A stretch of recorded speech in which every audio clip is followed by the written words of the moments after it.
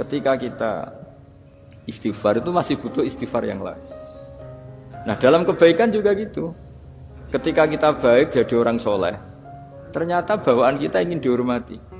Dulu sebelum kita soleh itu ya kalau di majelis di belakang nggak tersinggung, nggak diperlakukan khusus, nggak tersinggung. Tapi setelah kita soleh, setelah kita kiai, setelah kita dosen, setelah kita rektor, kalau nggak duduk di depan tuh kayak nggak diregani.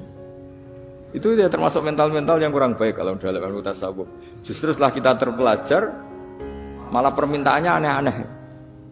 Padahal agama ini hanya mengajarkan wa ma umiru illa liya'budu wa mukhlishina lahuddin. Agama ini hanya mengajarkan kalau ingin jadi orang soleh yang ikhlas. Kalau ingin jadi dosen, ya dosen yang ikhlas. Kalau ingin jadi guru, ya guru yang ikhlas. Karena biaya ndak ikhlas itu mahal sekali.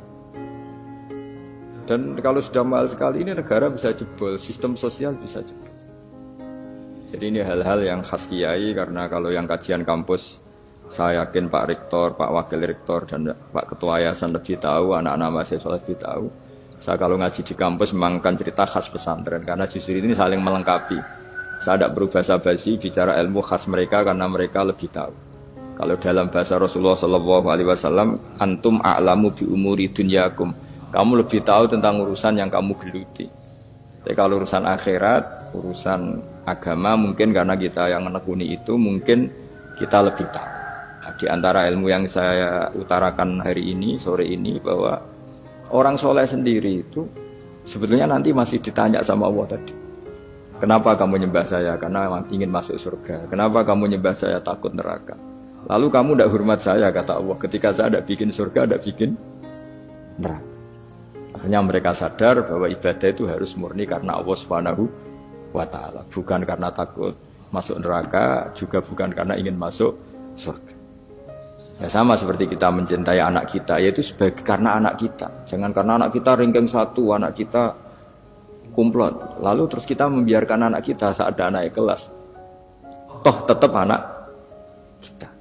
Saya mencintai suami saya karena dosen penghasilannya banyak. Lalu suatu saat kalau ada masalah di PHK atau ada masalah terus tidak suami kan. Makanya di sini agama itu sangat menyarankan kesejatian. Jadi dia suami kita, dia anak kita. Apapun kondisinya. Nah kira-kira gitulah. Ikhlas itu kira-kira seperti itu. Jadi jangan sampai alasan-alasan yang bersifat materialistik itu yang menjadikan kita mencintai istri karena cantik, mencintai suami karena hasilnya besar. Suatu saat kalau itu berubah, kita akan masalah. Di sini agama menyarankan ikhlas. Makanya semua kitab di khazanah kita dimulai bab niat. Bab niat itu begini. Sehingga ada seorang yang tanya, kenapa ahli surga masuk surga selamanya? Padahal amalnya paling banter 80 tahun. Tetapi kenapa ahli neraka akhirnya masuk neraka sampai selamanya? Padahal kalaupun dia bejat hanya 80 tahun. Itu dijawab oleh ulama-ulama.